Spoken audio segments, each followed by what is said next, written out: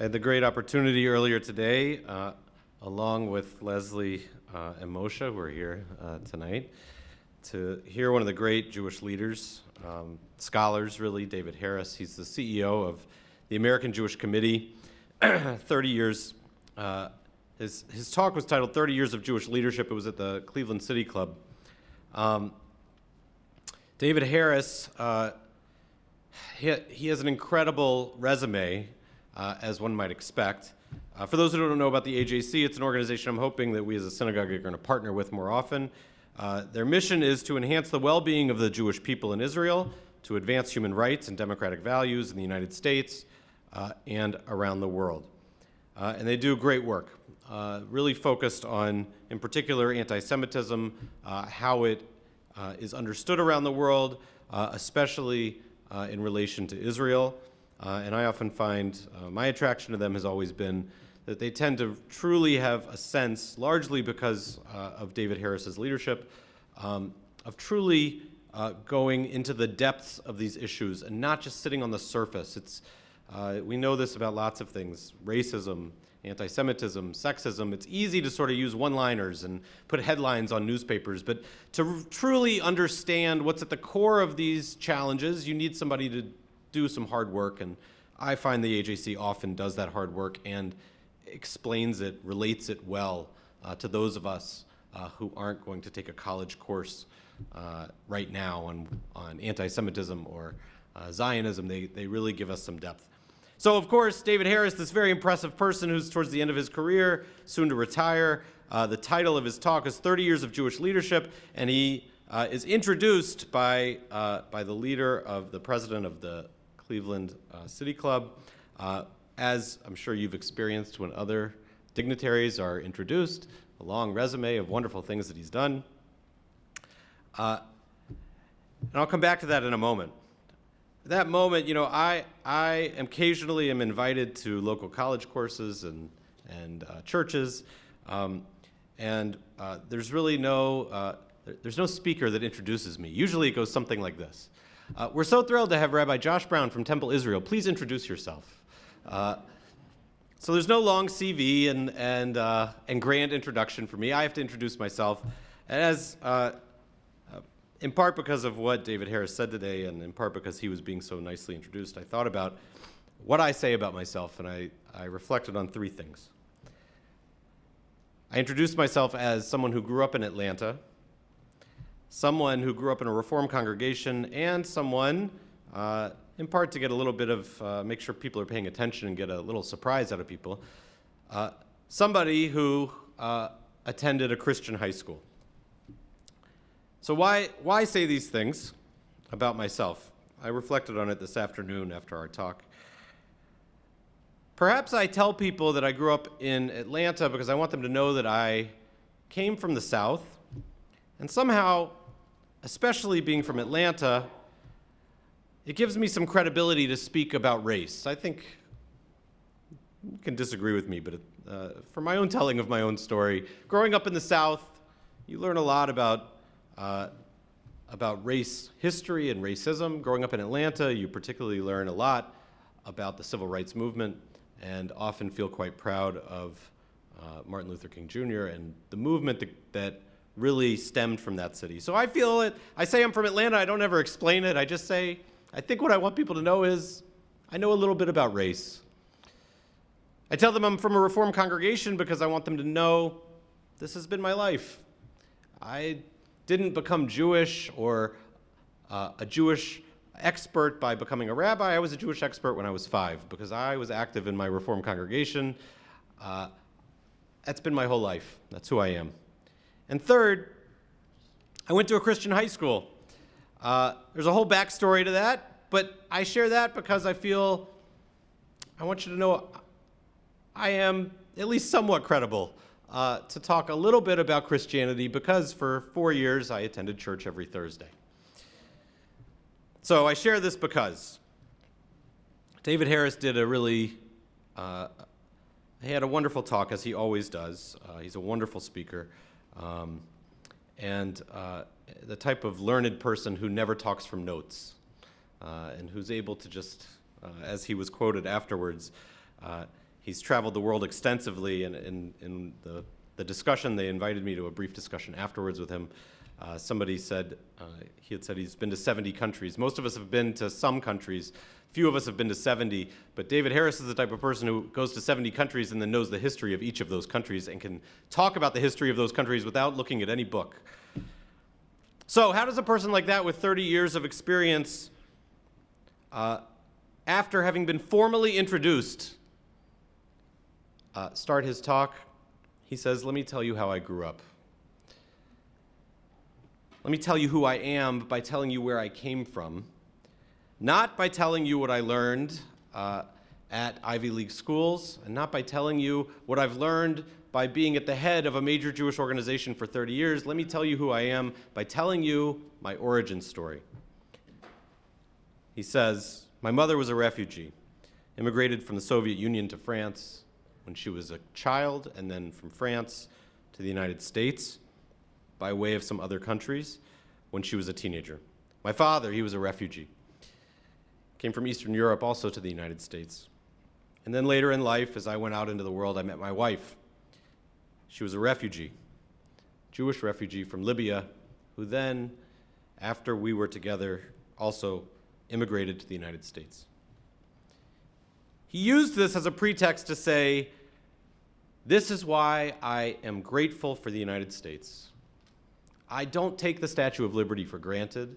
I know what freedom means because I saw in my parents and in my grandparents how important it was to have been in so many countries in this world and then land on these shores. At one point, he had a number of good lines, but one of them was that essentially, when my parents saw the Statue of Liberty, it was not on a tourist trip. It was because it gave them something. So, I tell all of this to you because in the time for question and answer, a Jewish man stood up. He declared himself. He says, I'm Jewish, and I, like most of the people in this room, have a family history like yours. We know what it means to come from immigrants. Most of us probably could tell a similar story to your own. And then he asked a rather pointed question, a topic for another day. David Harris did something, second surprise of the day, for me. He said, I take issue with something that you've said. I don't believe that you all have the same history that I do. And then he did something courageous. I think it's courageous, and many of you have experienced this too, and maybe you've taken this risk. He asked a question to everybody sitting there, 100 or so people in the room, much like this. He said, is anyone here, how many of you here have two parents who were refugees, not immigrants, two parents who were refugees? I don't believe, yes. Somebody here you might be able to answer. That's great. It takes a lot of courage for a speaker, not knowing what the audience is going to say when he knows what he wants the answer to be, to ask 100 people to respond. His point was to say, I don't remember, I don't think anybody raised their hand. If there was, it was one or two. His point was to say, you can't presume that your story is my story. Just because we're Jewish doesn't mean that we all have the same story. And when I use the word refugee and I talk about my parents, I have a specific thing in mind. So don't say that we're all the same. And he did that by asking everybody, first,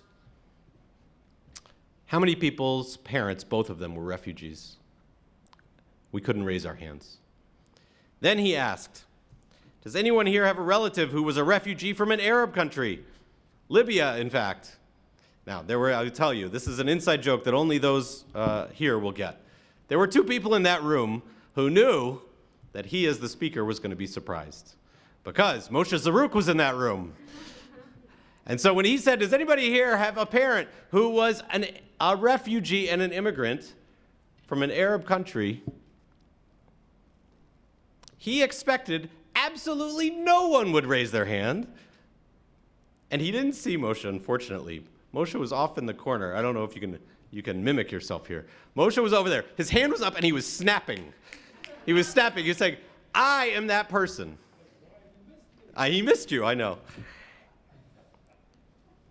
So Leslie and I were not surprised. And David Harris was so unexpecting of anybody to raise their hand that he didn't even see Moshe when he was snapping. But this is all to say that I think there were two lessons from him, among the many, and none of this was the point of his talk. That was a whole other story. But two things that I think tie into what our message from the Torah is this week, which I'll share in a moment. One is, our origin stories' meaning for us as individuals can outweigh any money, any fame, or goals society may push upon us. He told us his origin story because he's a very smart man, very accomplished. And he could have done a lot of things, but he made his life working for refugee rights, for Jewish rights, for Zionist rights, not because it would pay him more money and not because it would give him more fame, but because that was, as we would say, in his kishkas.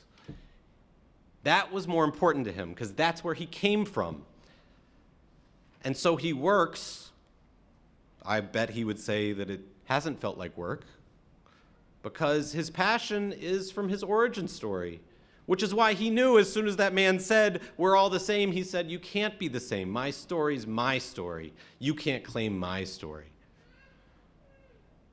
So the first thing is our origin stories, they have the ability sometimes to be some of the most important parts of our life, to make us do things that society can't force us to do. Second thing, they're ours. They're unique to us. Ours to interpret, ours to use. But we can abuse them. We can put them onto other people, force them into other people's stories. Even when we think the dates and the locations are all the same, we can presume that that other person, because the map looks the same for them, that their life must be mine. We can't use our stories to define someone else. The stories that can be the most impactful for us in our life may be totally different for someone else, even if everything in the story seems to be identical. So how do we know this week? We're in the story of Joseph. Joseph has become famous. He's become wealthy. And his brothers and his father, who he's been separated from because they threw him into a pit many years ago, have become hungry because they're in the second year of a 7-year famine. His brothers unknowingly go to Egypt where Joseph is. They look him in the face. They don't recognize him. And he sees his brothers who abused him. And as the Torah reads this week, as follows. After playing some tricks on them, he could no longer control himself, and he cried out, "Everybody get away from me except for these men." And he said to his brothers, "I am Joseph. Is my father still well?" But his brothers could not answer him. They were so dumbfounded, that's the translation actually in the Torah, on account of him. He tells them his origin story. He says, "I'm Joseph, your brother." They were there for his origin story, and they can't believe it. So he says it again. "Come closer to me," he says. "I am your brother Joseph, whom you sold into Egypt." Now, we stop the story there, and the most obvious next chapter is he, a person of power, looking at the brothers who abused him, takes great vengeance upon them. And I presume that's what they thought. But that's not what he does. He saves them. He embraces them because he interprets his origin story differently than they do. He says, in fact, this was meant to be. This did something good.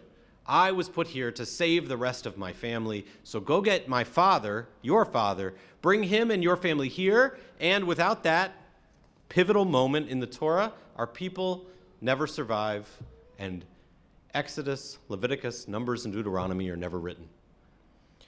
Joseph has it all: wealth, power, fame. He has the chance to lash out at his brothers. But his origin story is not one of anger, it's one of liberation.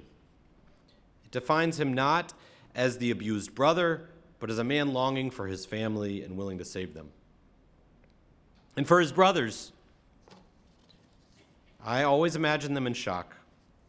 They knew what he did to them, and now he's in control. But he liberates them instead. Our origin stories are incredibly powerful. They allow us to be who we are today, perhaps more than anything else. And when used correctly, they can bind us to other people.